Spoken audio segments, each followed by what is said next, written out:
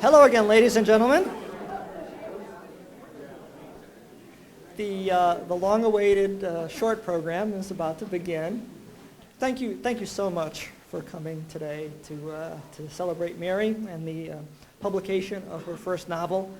I had a whole introduction, but I'm going to skip it and go right to the toast. If you have something potable next to you.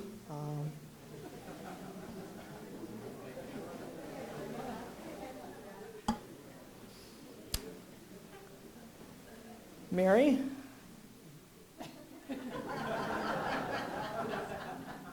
I don't think I can ever adequately convey how proud I am of you. For all your accomplishments and for being my wife. Your dream was to publish a novel, and my dream was to be with you when you did.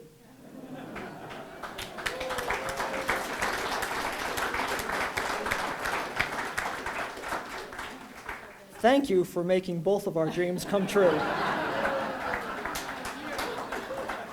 And so, may I offer a toast to Mary and all those who find what they are thirsting for.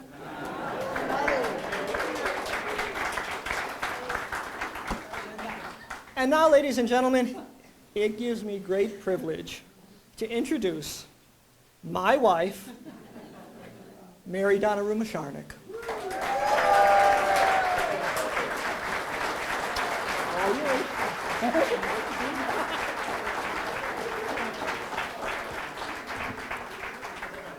Thank you. I am, for one of the few times in my life, actually overwhelmed.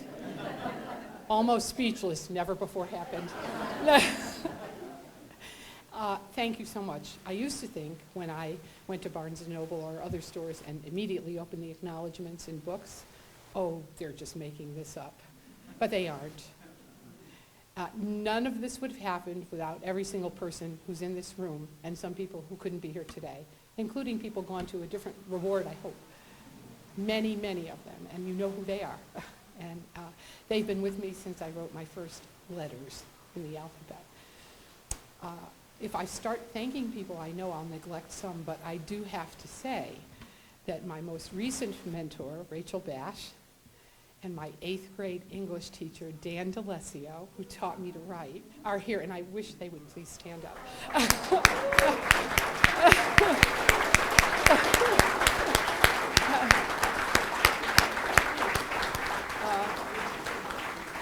I am so grateful for their knowledge, their expertise, and most of all, their example, because in the end, it is discipline and stubbornness.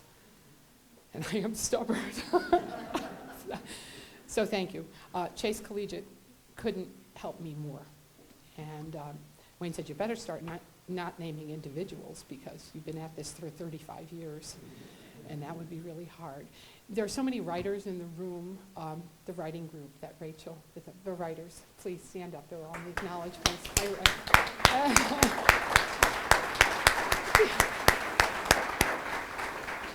They've read every word many times, and Rachel taught me, among many things, that we live in the body. I think I may have gotten carried away with that in this book, so I give you fair warning, okay? I was hoping to be able to say what the consciousnesses of people felt like in 1613 Venice, but our consciousness always dwell in geography, and the body and the water and all the rest of geography are there, so that I hope happens. The greatest pleasure, of course, is to be married to Wayne.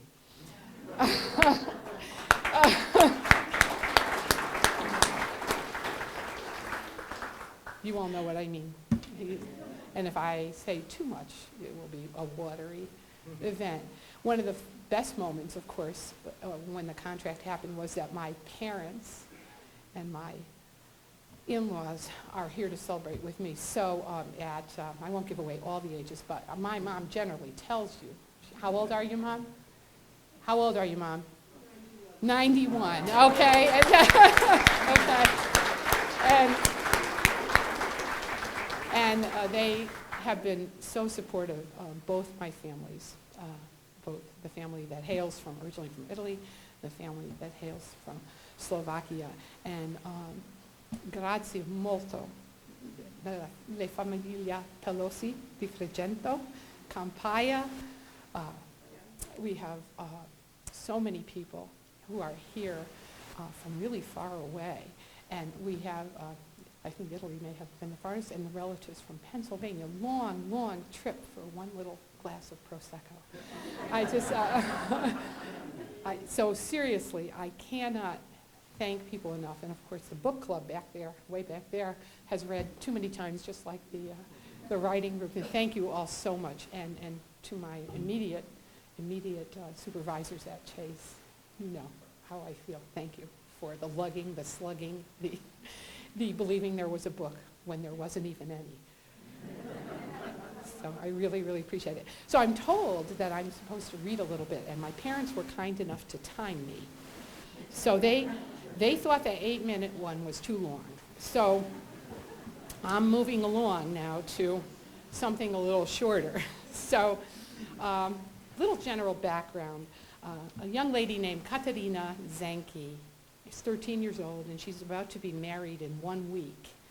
And she's just had the titillating or disturbing experience of watching her future sister-in-law give birth, because it was the tradition in Venice that all the patrician ladies would watch the birth happen and support each other. So you can imagine how a 13-year-old girl felt.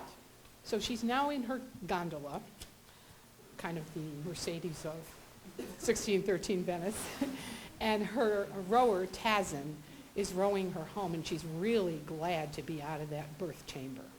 Okay? So she thinks she's going home for a little afternoon nap, and in a week or so she'll be married to Captain Lorenzo. Venice was sleeping. The afternoon riposa had emptied the waterways of traffic. Gondoliers without passengers, their boats tied to stripe-painted poles, lay prone across their vessels in shaded boat slips. Pedestrians vanished behind great wooden doors and slatted shutters.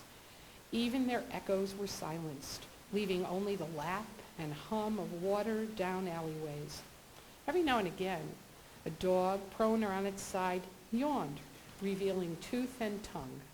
Scrawny alley cats, running stealthily, rubbed themselves against the cool stone of the buildings. Tazin guided the gondola off the Grand Canal to the cross canal by the Squero, where the gondolas were built, close to his destination.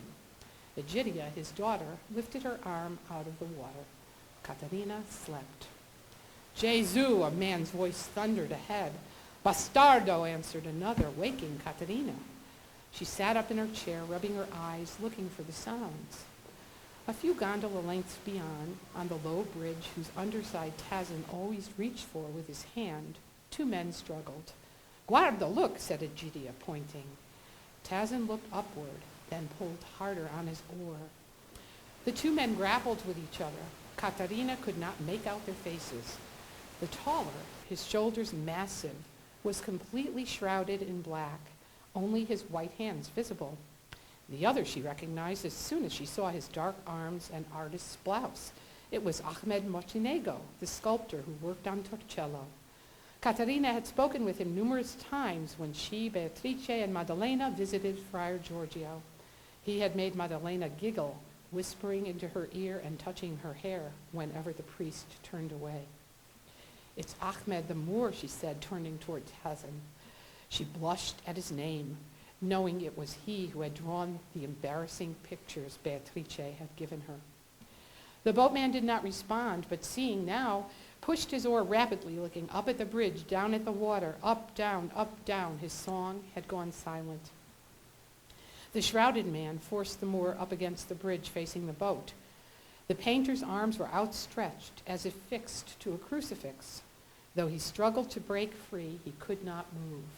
Ahmed, Caterina called from her chair. Tazin was 2 strokes from the bridge. The shrouded man stood up straight at her call, and just as the Moor moved to escape his clutch, he thrust a large knife into the artist's back. The victim slumped as blood poured out of his mouth. Katerina screeched. Pushing Ahmed with both hands over the bridge, the shrouded man escaped into an alley, while his victim, eyes bulging and mouth open, fell upon Katerina. The painter's stiletto, gripped now in his dying hands, slashed her face and breasts the more she tried to avoid it. Her screams brought the riposa to a bloody end. Shutters opened and cries of Dio punctuated the afternoon. Hurried footsteps replaced the silence. Yelling, "Murder, murder!" Egidia was turning red as the blood of both victims spilled, mixing together in the boat, making the gondola a slippery bath. Pushing the boat to the canal's edge, Tazin spoke sternly to his daughter. "Vai, go to Signor Zanchi. Tell him I take her to Friar Giorgio." He pushed Egidia's rump onto the pavement. She ran, leaving bloody footprints behind her. Then, turning to roll Ahmed's now lifeless body off Katerina, Tazin examined the girl, her arms slumped either side of the sedia. He put his ear to her neck, then reached away from her, scooping handful after handful of water from the canal, throwing it onto her face. Again and again, rivulets of red rose upon her alabaster skin. Tazin could not tell any more where her lips ended and her tongue and teeth began. Her left breast flapped away from her chest. Removing his blood-spattered shirt, he rolled it lengthwise, then tied it around Katerina's head from chin to skull, holding her face in place. He pulled the ruined breast back to Katerina's chest, positioning it on her torso and weighting it down with the rug he stood on as he rowed. By the time he had taken up his oar again, he too was drenched in red. Bare-chested now, Tazin turned the gondola back to the Grand Canal. The lifeblood of both victims ran the length of his body. He pushed hard into the water. If the tide were with him, he could reach the northern lagoon and Friar Giorgio just before dark. "God help me," he cried. "God save her." So, that's the beginning.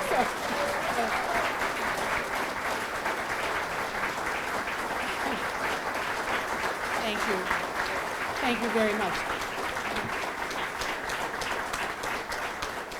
Thank you. I'd be happy to take some questions or comments, but before I do, I just would like you to notice all the students from Chase Collegiate School who helped to work today. Please stand up.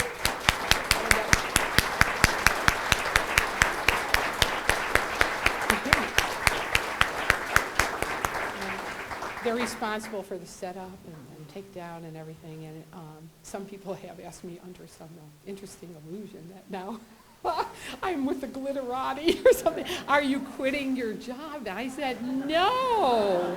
Why would I ever leave them? Why would I ever leave them? So you're stuck with me, sorry. Okay, so thank you. So any questions or comments? Yes, Mr. Wigrin. I've always wanted to be Brian Lamb. And my question is, when do you write, where do you write, and what do you write with? Okay. In the summer, I get up really early, go for a 3-mile walk, first mile to walk, second mile to kind of eat, the third mile to develop plot. Come home, have lots of coffee, take a shower, write until about 1 o'clock, and then I'm free to play. During the school year, tough.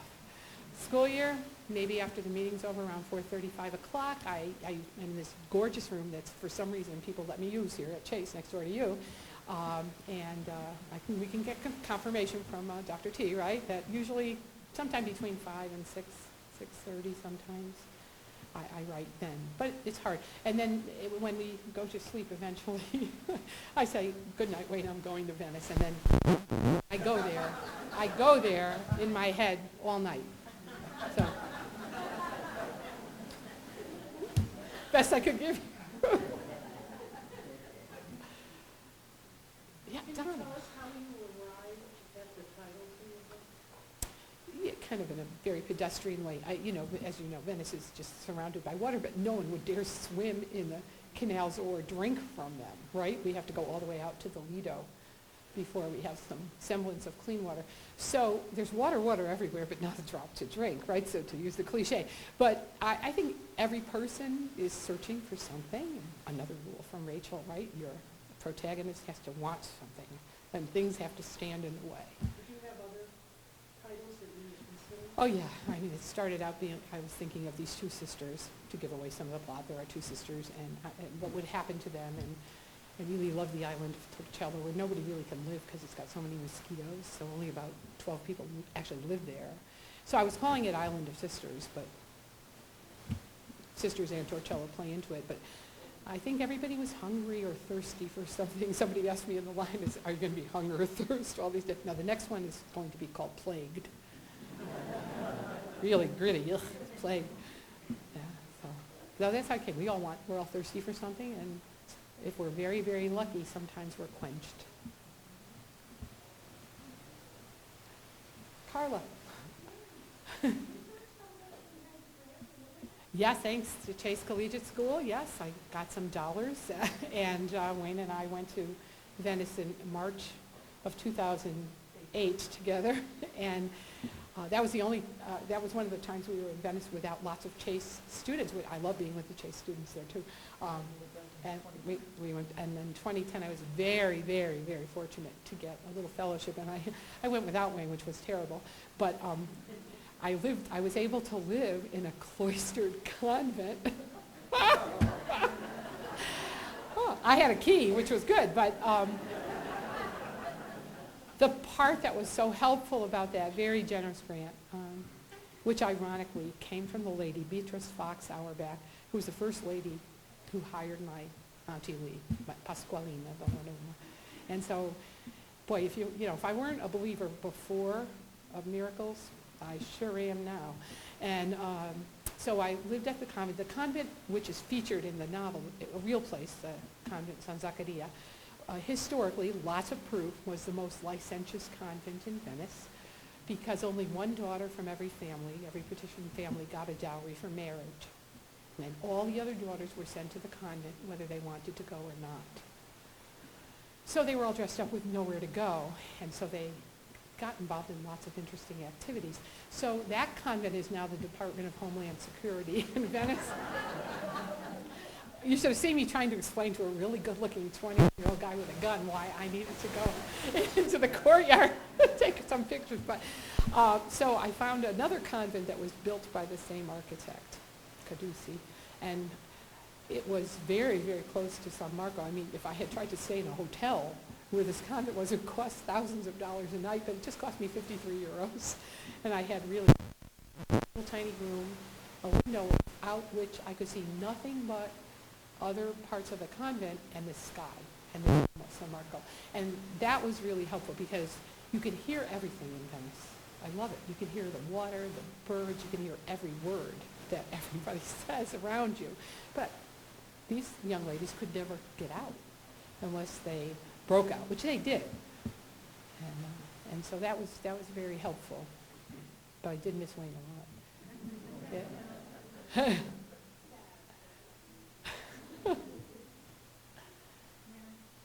Rachel, my teacher.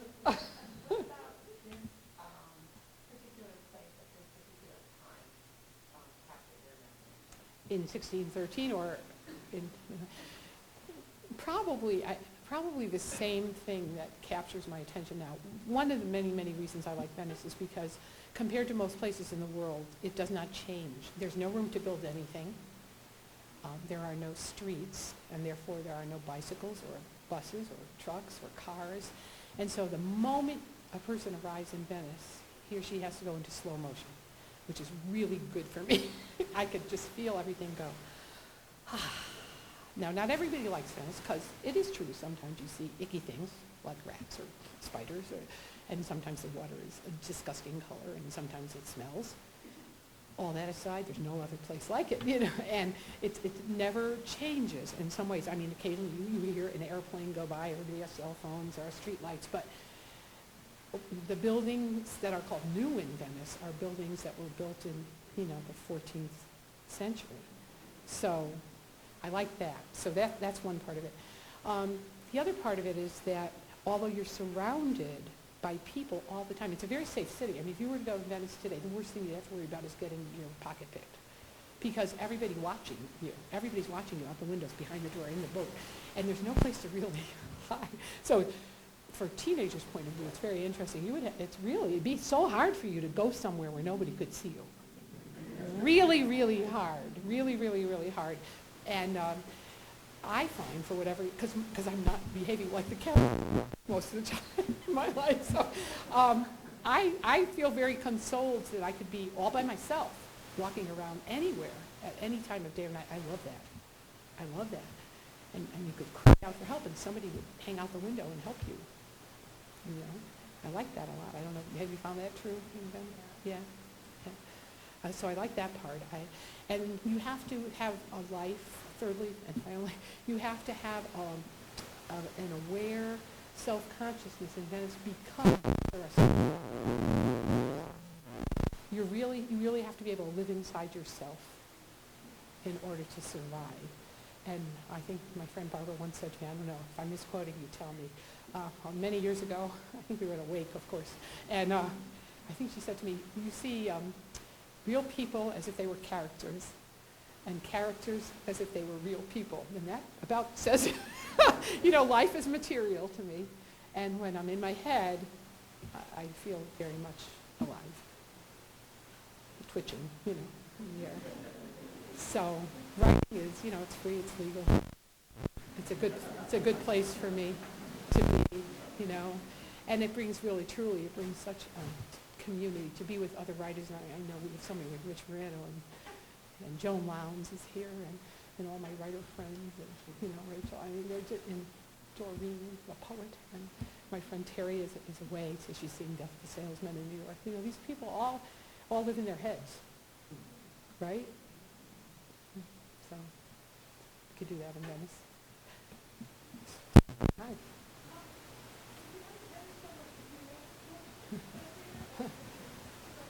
Wayne, did you pay her to ask that? Well, I hope Fireship will like what I'm doing next. I heard of this fellow named Michael of Rhodes, who's a real guy, a real historical guy, and he was 16 years old when he left Rhodes to join the Venetian fleet. And I'm thinking, so, you know, I hang around with 16-year-old guys a lot, and I'm thinking, you know, what would it be like to be a 16-year-old guy and say, I'm leaving. I want something more than going fishing. And I think that's kind of, right? Do you want something more? So I may be conferring with you, you know, whatever. And so he jumps ship in Manfredonia, the real historical place.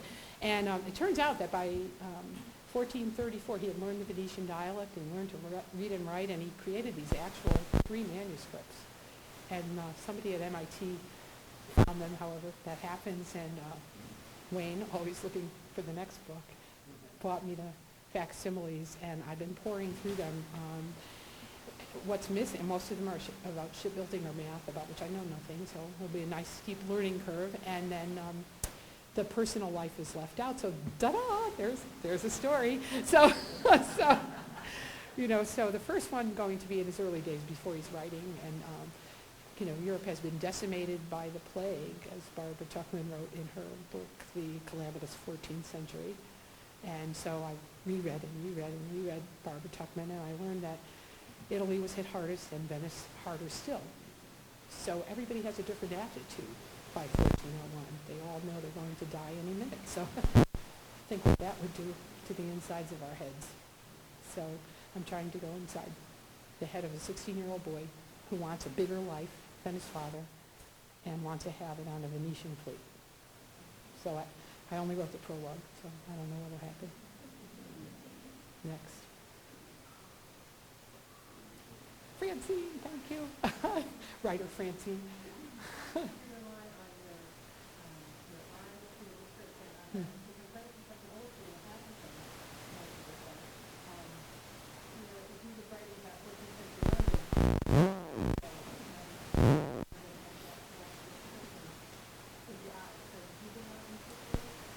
I did.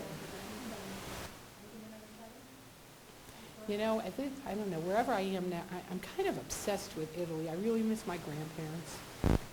And that's why I'm so happy to see so many people that were, you know, second generation or first generation. my biggest fear, to answer you in a roundabout way, when I first was sent away, I think my parents were just probably sick of me when I was graduating high school, and they sent me away on my first trip, and all summer, gone, goodbye. And I was so afraid I wouldn't like Italy, and I thought how much that would hurt my grandparents. And the first place I landed was in Rome, and we were at the University of Rome, and there were protests, and it was very exciting, 1969. And I was staying at the University of Rome, and we sat down after the long flight to have our first dinner that night, and what came out was the Italian wedding soup, the little meatball, the little eggs, and I just said, oh, this is just like home. Before I knew it, I was in the kitchen with all the nonnas, and I thought, okay, I'm home, and for good or for ill. I mean, I really feel like I'm home. It scares Wayne. I feel like I'm home in many ways. So I'm going to stay there a while, writing, yeah. Post all the things.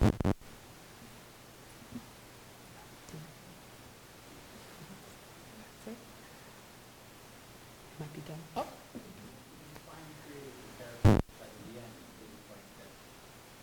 Didn't quite fit the story? Oh, probably many times over. I mean, ask the poor people who had to go through this over and over.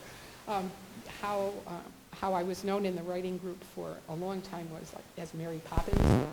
Kind of wouldn't go any place where it hurt too much. So that's another reason I know I'm going to stick with historical fiction, because I have no filters in historical fiction whatsoever.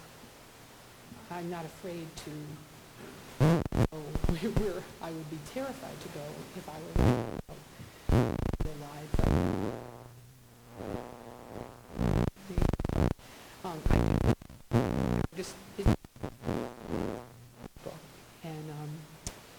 The research taught me a lot of disturbing. Sometimes in that quiet room in Kivio,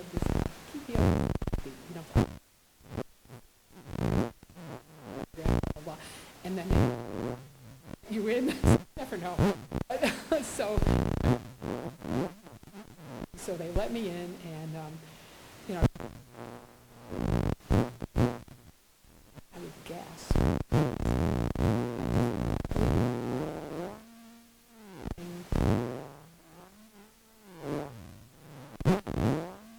To commit some sort of a crime that was bad, was cut off because men did something that was considered wrong. It was because you have to provide for. So they had this rationale, all their punishments, but they and it's considered, because when you're writing says it, very precise, right?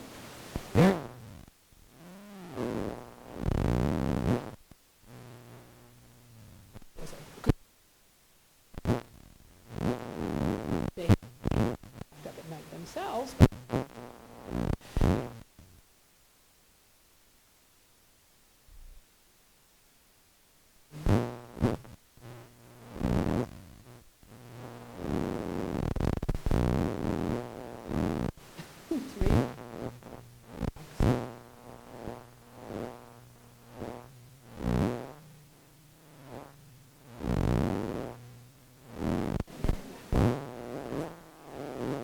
Really possible to make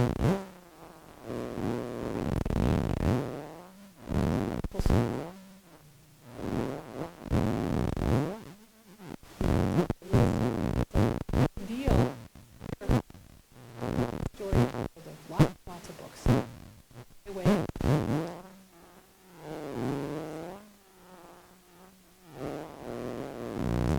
Thank you again.